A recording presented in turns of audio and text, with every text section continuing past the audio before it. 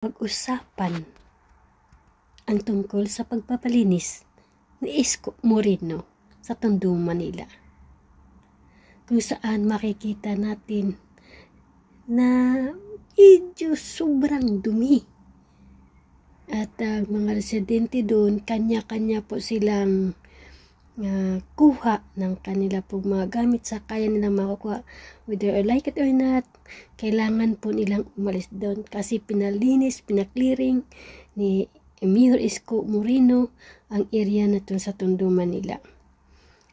So far naman nakikita ko wala namang medyo nagkagulo, hindi naman. At ano kayang ginagawa ni Mayor Lacuna sa kanyang 3 taon sa paglilingkod? Mukhang napabayaan na talaga ni Mayor, ex-Mayor Hani Lacuna ang kamay nilaan. Kaya ngayon, ating panoorin ang video na to, guys. Nakakamangha talaga kung paano niya ginawa ito. Mayor Isko Moreno nagbabalik naman ang kanyang paglilinis sa kamay nilaan, kung saan nakikita nyo dito sa video ito na ang mga MMDA ay kanya-kanya po sang linis sa Tondo, Manila, kung saan pinalilinis ng panugyutan sa nasabing lugar.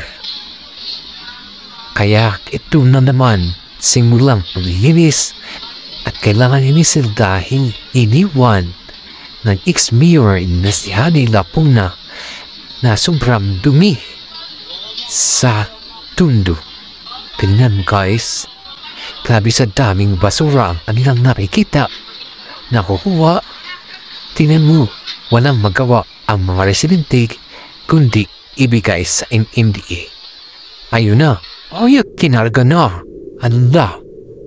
Ayun na nga ba, kinarga na. So, sa video na yun, nakikita natin na pinalinis na nga talaga ang kamay nilaan ni Mayor Isko Moreno. Wala pa ilang weeks pa lang siya simula ng kanya pong pang-upo bilang mayor ng Manila. So, yan naman talaga po ang kanyang plataforma. Lilinisin niya ulit dahil nakita niya na pong nagsibalikan yung dumi sa kamay nilaan. Ayun na po, lahat na po, puspusa na po silang nag-clearing sa mga nakikita pong basura at may mga kababayan natin natutulog lang dyan lang sa sa daan. Sa akin, good job, Mayor. At sa mga kababayan naman natin dyan, alam kong wala po kayong tirahan, hindi po natin si i-judge, husgahan kaagad. Dahil wala din po siguro silang matulugan, kundi doon lang.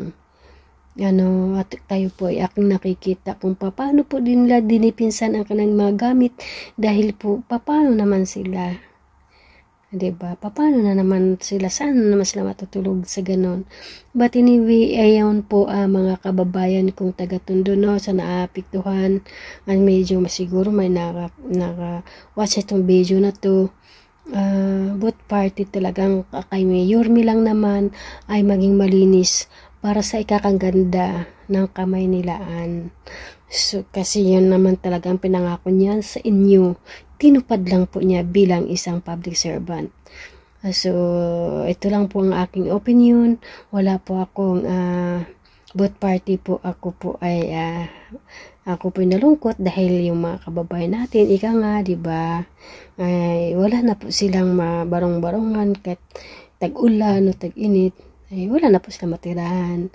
Pero guys, ulitin ko, ginawa lang po ni Yorme ang kanyang trabaho bilang pagtugon sa kanyang pangako sa kamay nilaan. Yun lang po ang aking opinion. No hard feelings tagayo, guys.